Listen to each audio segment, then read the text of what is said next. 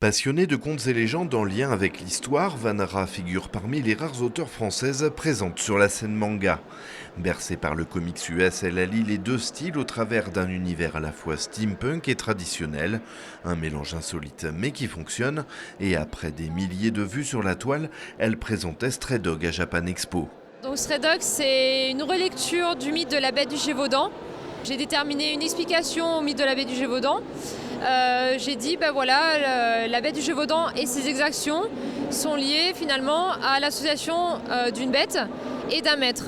Et la bête, pour la rendre humaine, du coup j'en ai fait un lycan. Donc, dans un monde fantastique, je réancre le mythe de la bête du Gévaudan. Revisiter l'un des mythes les plus obscurs de l'histoire de France, le pari était risqué. Pour ce faire, elle s'est inspirée des codes du comics en plaçant son personnage principal au cœur de l'histoire. J'ai créé le personnage de Toru, qui était donc le héros de la série. J'ai fait tous les tenants et les aboutissants de ce personnage, ses malédictions, les contraintes qu'il allait avoir, les points positifs, rares, les points négatifs à son personnage, très nombreux.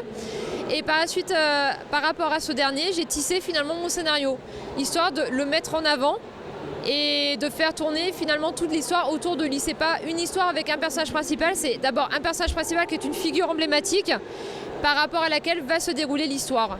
Appartenant à la caste la plus puissante des Lycans, Toru est un démon de l'ancien temps qui essaye de contrôler sa part démoniaque. Un rôle plutôt contraire au genre et très éloigné des tendances manga actuelles.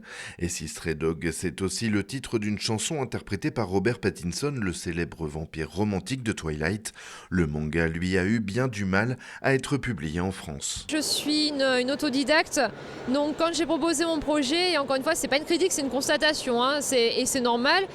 Enfin, je pense, les éditeurs ne m'ont pas vraiment pris au sérieux parce que, encore une fois, je sortais de nulle part. Leur amener un projet avec un personnage, une figure fantastique qui n'est absolument pas vendeuse, puisque ils m'ont répondu, si tu avais traité sur un sujet avec des vampires, on t'aurait accordé un peu plus d'importance. Mais là, tu choisis un personnage qui n'existe pas finalement sur la scène, qu'elle soit littéraire ou qu'elle soit ou pratiquement pas sur la scène littéraire, et encore moins sur la scène BD, du moins pas en tant que héros. Parce que généralement c'est toujours les méchants ou les ennemis qui sont là-dessus.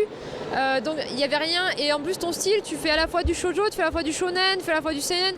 On ne sait pas où te classer, donc non, ça ne marchera jamais. À l'étranger, on n'a pas ce clivage entre professionnels formés et professionnels autodidactes. Pour eux, c'est est-ce que le projet est viable? Est-ce qu'il y a du background dessous? Est-ce qu'il y a de la technique au niveau de l'auteur? Est-ce que l'auteur a des choses à dire au niveau de son scénario?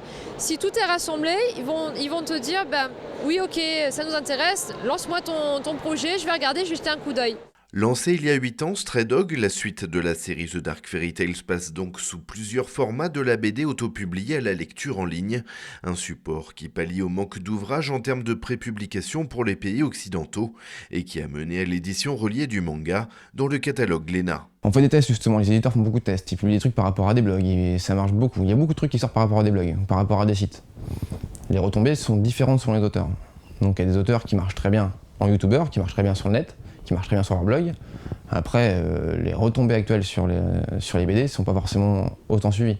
Actuellement, ce qu'on voit, c'est que c'est pour l'instant pas mal. Tout ce qui est youtubeur et compagnie, ce qui est super mal suivi par les ados ou grands ados. Est-ce qu'ils ont un budget possible pour acheter tout ce qui sort? Je pense pas. Ils vont faire des choix. Donc il y en a qui vont passer à travers.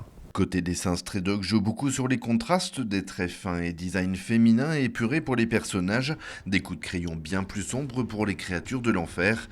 Les décors sont assez complexes et ancrés et fourmillent de codes et de références en lien avec les personnages, ce qui propose une autre lecture plus approfondie pour décrypter des informations complémentaires. Sous couvert de combats et d'énigmes, Stray Dog évoque aussi la différence, l'exclusion ou encore le deuil, une réflexion anti-idées préconçues qui s'intègre parfaitement à ce manga déjà amené à faire des petits. L'auteur autodidacte a déjà annoncé d'autres parutions pour le marché français.